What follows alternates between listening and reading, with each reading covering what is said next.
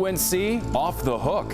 I think that's pathetic of the NCAA. You have to go by the bylaws, not opinion. Right now at 5, the closing chapter of the year's long academic scandal and how UNC is moving forward. A live look outside of the Smith Center. Thousands of fans expected to pack the arena tonight to kick off the new basketball season and hang the latest championship banner. One thing fans and athletes won't have hanging over their heads: penalties or sanctions from the NCAA. Good evening. I'm Birshal Edmay in for Sharon Tazwell. And I'm Sean Maroney. Thanks for joining us. The 26-page report sent to the university by the NCAA this morning summed up in one sentence, quote, "The committee ruled that they could not conclude that the University of North Carolina violated NCAA academic rules." From Franklin Street to the Smith Center, this is the talk of Chapel Hill. Our team of reporters covering it all, starting with our Aaron Anderson with a breakdown of this report and what Carolina has to say about it all.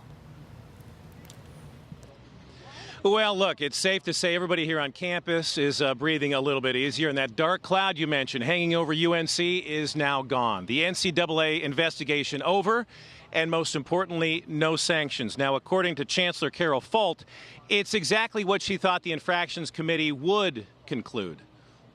When facts are out and the record is fully read, people will do the right thing. Yeah, UNC fans hoping that means more championships. Look, in a matter of hours, the men's basketball team will raise its latest banner in the annual Late Night with Roy season kickoff. Hey, folks here happy they can finally put all this talk of an academic scandal to bed. Reporting from Chapel Hill, Aaron Anderson for CBS North Carolina. Thank you, Aaron. Well, this investigation dates back to the 1990s, but really kicked off in 2010 when the NCAA first began investigating player benefits after a series of tweets from football player Marvin Austin, ultimately resulting in a one-year postseason ban for the football team.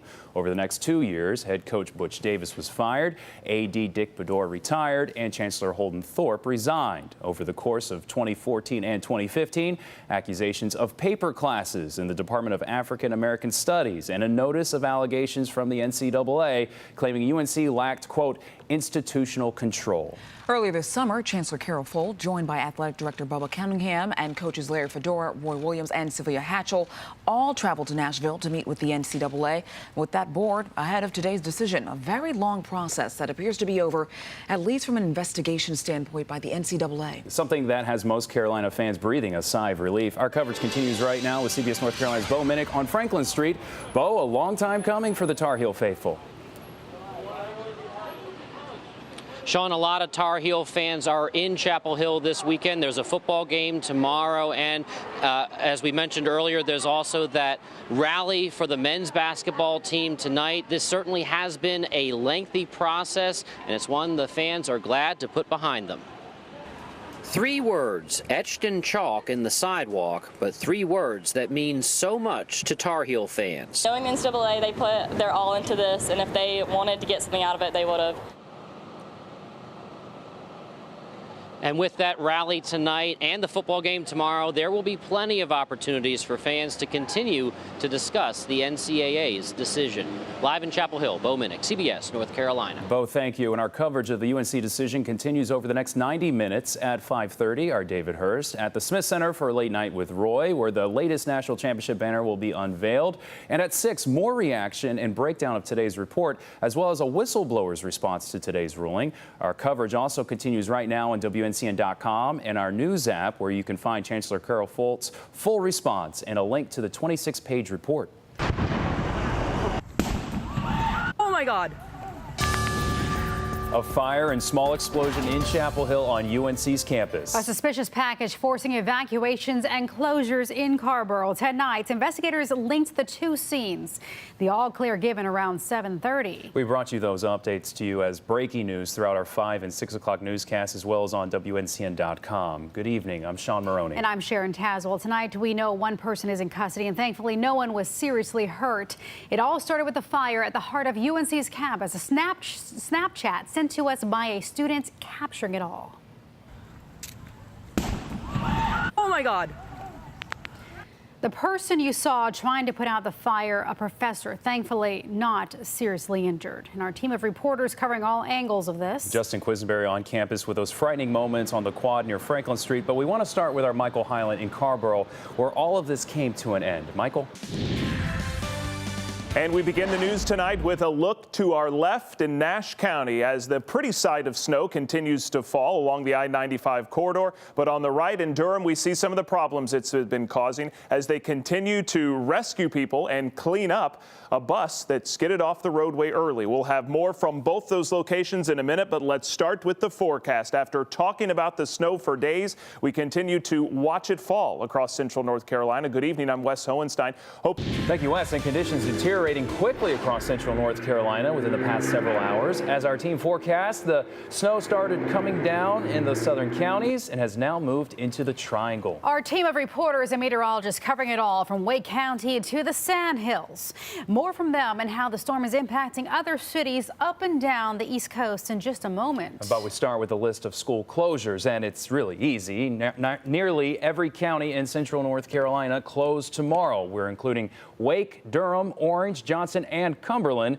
The full list scrolling at the bottom of your screen and updated in real time on WNCN.com and our free app. And several accidents across the area. Let's take a live look here at 15501 at the Durham Freeway. That is a stranded megabus that slid off the road. One of several accidents on roadways tonight. Go Triangle suspending services in Durham and Raleigh overnight. Chapel Hill, the fire department tweeting out images within the past hour. 15501 just reopened. This was over at Manning Drive. It was closed for quite a while, but again, 15501 at Manning Drive is back open. And CBS North Carolina's crews covering every element of this story. Our AJ Janeville in Wake County, Amy Cutler in Ashe County, but we start with storm team meteorologist Kristen Ketchel, the first one of our crews to see snow this afternoon. She's live in downtown Sanford tonight. Kristen. Sean, I'm standing on Carthage Street here in downtown Sanford, and you can see that snow is blanketing everything. And while it looks absolutely gorgeous, it did cause some tricky travel and is continuing to do so this evening. Now, we drove all around Lee and Moore counties today, and even brined roads were covered in snow. Several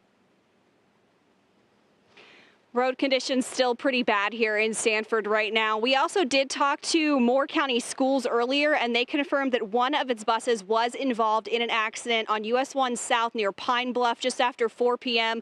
Luckily, no one was hurt, and all the children on the bus were accounted for. In Sanford right now, the snow continues to fall very lightly, just seeing a few flurries right now. And again, road conditions expected to get worse as things start to really freeze overnight tonight. Live in Sanford, I'm Storm Team Meteorologist Kristen Ketchel, CBS North Carolina. All right, Kristen, thank you. And further south, several inches of snow also falling in a burst earlier tonight in Hope County. CBS North Carolina's Sheena Elzy sending us this video of light snow falling and accumulating on the roads. But it didn't take long for that snow to quickly accumulate, creating problems on the roadways. Highway Patrol responding to more than 24 accidents there, at least 2 of them with injuries. And check out these photos sent to us from a viewer in Cumberland County. Thanks for sending those. Several inches of snow there. Fayetteville police responding to dozens of wrecks with deteriorating conditions on the main roadways. Also in Cumberland County, Fayetteville's Salvation Army at capacity as people seek shelter from the cold. Volunteers are working to bust the overflow to area churches. Farther east, the snow started falling within the past 2 hours. Yeah, CBS North Carolina's Amy Cutler is covering Nash and Edgecombe counties. Amy. Sharon, the snow has really been coming down at quite a clip at this hour. It started around 9 o'clock and has continued and has not let up, really. It started to accumulate on the ground. Take a look at this. We've got several inches. It is that white, powdery, pretty snow. But the roads at this hour, they're not in great condition. With snow in the forecast, fire response time is likely to go up. And you can certainly understand why the response time would be up. Take a live look here at Washington Street, right in downtown Nashville, in front of the courthouse. DOT crews saying that their first priority are highways like 95 and 64. So even main roads like this one really take a back seat to the highways. For now, we are live in Nashville. Amy Cutler, CBS North Carolina. Wow, they're getting a lot of snow in Nashville. Yeah. Thank you, Amy. Well, some people were worried Raleigh would miss out. Well, that's not the case at all. CBS North Carolina's AJ Janeville covering conditions and preparations in Raleigh tonight. AJ. Hey, Sean, I want to show you guys, this snow has been falling for about maybe an hour and a half. This is Wake Forest Road here behind me. Look at it.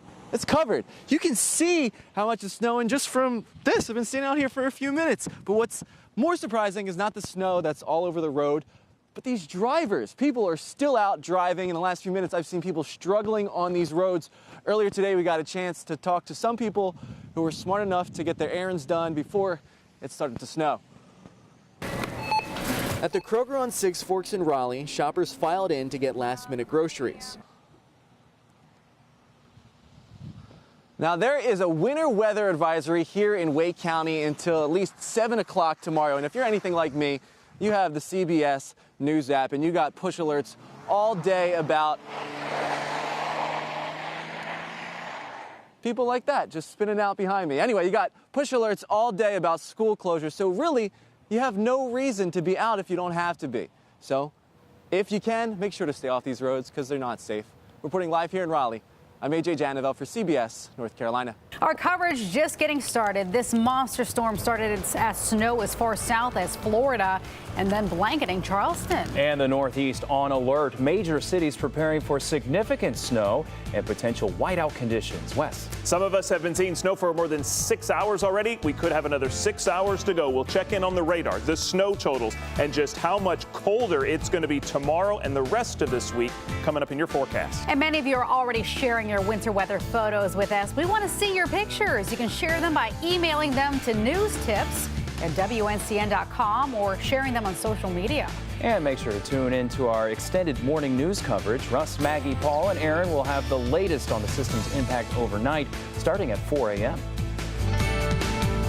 Here they are, our coverage of UNC men's basketball team coming off of their plane from Phoenix, arriving here at Raleigh-Durham International Airport. Here they are as they're coming off onto the tarmac, getting ready to board their buses and head out to the Dean Smith Center. Wonderful sight to see. This is their 6th national championship for the NCAA tournament. And here come the buses right now. Got some people clapping behind us here.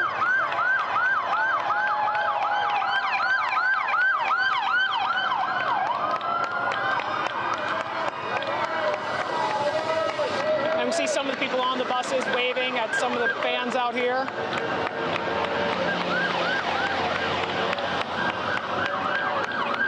Actually, I can see Amy Cutler, who's been following the caravan the entire time, making it through. Hey, Michael. Yeah, we just passed you. We are now turning onto Cameron Avenue as we get closer to the Dean Dome. We've got these 3 buses ahead of us and that law enforcement escort following them close by.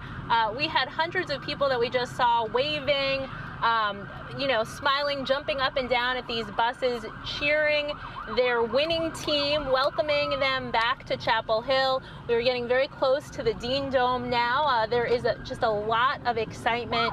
It's kind of hard to see the crowds lining the streets from our perspective from this camera, but there certainly are a lot of folks that are in the streets. We've seen them the whole way, law enforcement blocking off roads to make sure they had a clear drive back to Chapel Hill, and that has certainly been the case. We also, I want to mention, saw a lot of people back in Morrisville as we made our way to Chapel Hill that were on overpasses that were also kind of greeting these buses and really excited to see them here. So again, we're going to continue to follow these buses to the Dean Dome, and we will have more in a little bit. Sharon, Sean? Being able to see the caravan coming through as all the fans on Franklin Street are waving. Very exciting. It's kind of like Christmas Eve Santa Claus, as we're tracking Santa Claus going to where he needs to get to. Exactly. So Amy's doing a great job driving behind them. So they will be at the Dean Smith Center pretty soon. Really close. Exactly. You know who's over the Dean Smith Center and having a great time is AJ Janovel. These guys have a giant party waiting for them. So I'm just going to kind of let you guys see what's happening. You see the escort they have. There is Chapel Hill security here, good guys making sure everyone gets in safe, and then there is Sheriff, State Highway Patrol. These are the guys who followed them all the way from the airport to make sure that they got back safe to Chapel Hill. Now, as the team is making their way through the underground secret Bat Cave entrance tunnels of the Dean Dome, I'm pretty sure in a few short minutes you're going to hear the explosion coming from where Sean is of just excited fans making their way to finally get a chance to congratulate the 2017 NCAA champions. That's right, AJ. I'm going to have to stop you there because all eyes as we were awaiting the team to come in here. Well, we've finally gotten what we've been waiting for. As you can see right now live in the Dean Smith Center, the team and those associated with the team are walking down the steps. They all have their cell phones out, recording it for themselves. No doubt an interesting experience from their end. You can see those bright, shiny black hats on their heads. Well, those hats say the 2017 national champions. Not only is the lower bowl here almost full, but we've got fans extending all the way up to the ceiling on the upper deck. So folks who maybe went to class today, went to school, went to work, they all decided to come here to give a standing ovation, as we're about to see, for their Tar Heels, their champions, their redemption, their redeemed team, the 2017 national champions, UNC Tar Heels, after beating Gonzaga last night. Just want to take a break and hear the band play, and you can almost feel the ready anticipation as everyone waits to see when the players will make it out here. You know, Coach Williams has been writing a 2 on the whiteboard all year long to bring it back, and now he wrote a 1, last night a 1, to signify that his team had, in fact, achieved redemption.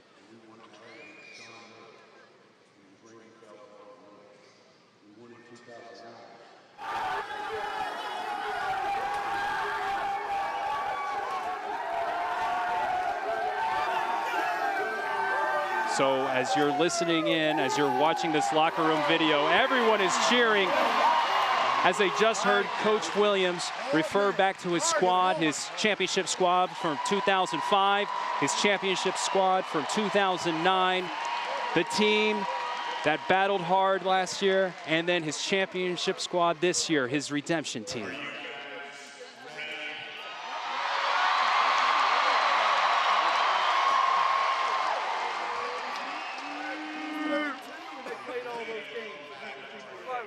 All eyes are on the podium right now, on the stage, as the announcer is working the crowd to a frenzy.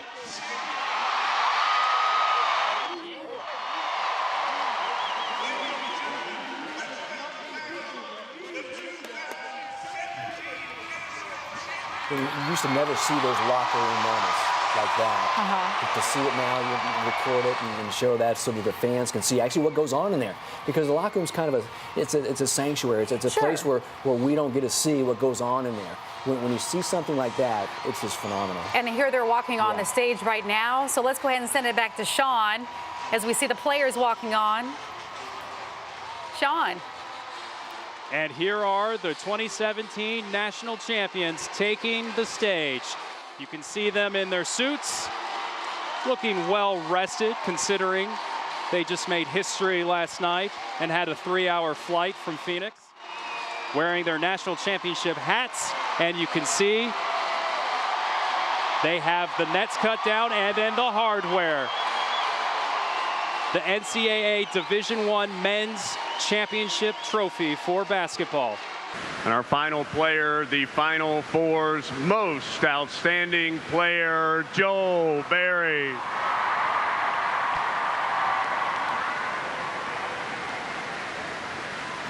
Most importantly, I just want to thank you guys. Y'all just kept on believing in us, you know, when there was times where it just didn't seem like we were going to get back to where we wanted to be. And y'all did a great job of being behind us. And all I can say is just thank you guys for being behind us. And, you know, we basically did our thing and we came back home with it. That's all I can say. All right, appreciate y'all. Very good. All right. You had mentioned multiple structure damage happening there in Sampson County. You're in the Emergency Operations Center.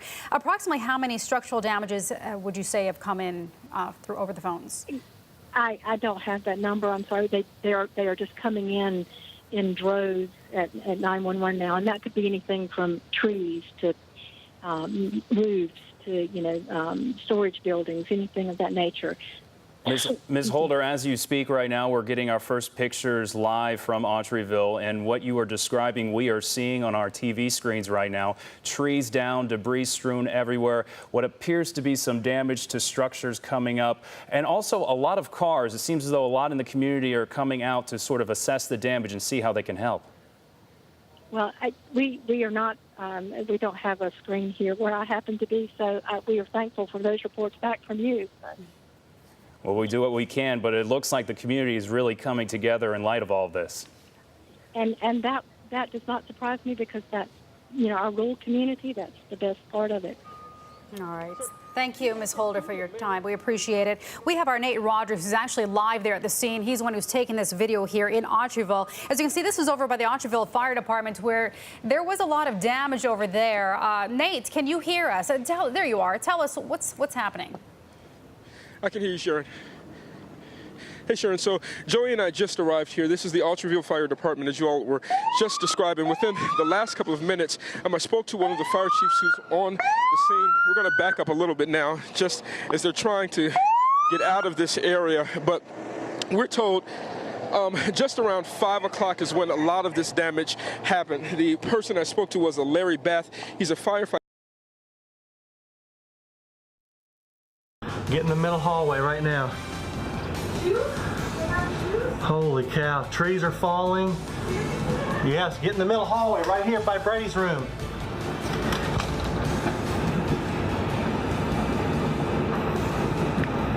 Lord Jesus. Right now at 11, our first look at the tornado that leveled part of a Sampson County town. A firehouse and neighborhood all suffering serious damage from the storm that moved through Autryville, the Sampson County town of roughly 200 people. We brought you those damage reports live throughout our 5 and 6 o'clock newscasts, and tonight we're getting a first look at the storm as it moved through. This video shared with CBS North Carolina from a pastor who witnessed it all. Good evening. I'm Sharon Taswell. And I'm Sean Maroney. Thanks for joining us. We just got the update from the National Weather Service, an EF1 tornado with winds of up to 110 miles per hour. There's a state of emergency in effect. And the good news with all of this, no serious injuries. Now, despite a lot of cleaning up left to do, there are some very thankful people tonight. Our team of reporters on the ground there tonight talking with those people. I am begging you at this point to understand the seriousness of the storm. South Carolina, Georgia, and Florida all bracing for a monster storm expected to impact millions. Federal emergencies now in place as a Category 4 storm lashes Florida's east coast with winds greater than 130 miles per hour. Preparations also underway on the North Carolina coast. Governor Pat McCrory in touch with President Obama today. That's right, and school systems in our area being proactive and not taking any chances. Cumberland County schools and Harnett County schools will close 2 hours early tomorrow. And we have our team of reporters covering the storm and preparations, but we start with Storm Team Chief Meteorologist Wes Hohenstein with the latest information from the National Hurricane Center. Wes. Hi, guys. North Carolina News at 11 starts now. No deal. Adjourn, sign die. Legislative leaders failed to live up to their promise to fully repeal House Bill 2. Lawmakers returned to repeal House Bill 2, and they didn't. We've been following the breaking news at the General Assembly all night. The failure to repeal House Bill 2, setting up a showdown between the governor-elect, a Democrat, and the Republican-stacked General Assembly. Lawmakers are now headed home, and they won't return until 2017. Good evening. I'm Sean Maroney. And I'm Sharon Taswell. Thanks for joining us tonight. The special session was called after the city of Charlotte rescinded its bathroom ordinance that sparked House Bill 2. Our Michael Hyland covering tonight's reaction from the city of Charlotte and Democratic Governor-elect Roy Cooper. But we start with political reporter Bo Minnick with what happened tonight in the General Assembly. And Bo, this was obviously more than just a yes or no vote to sign off on a full repeal. Sharon, there certainly is a lot at play here. Some Republican lawmakers are not going to vote for a repeal of House Bill 2. And then there's the part that was added to the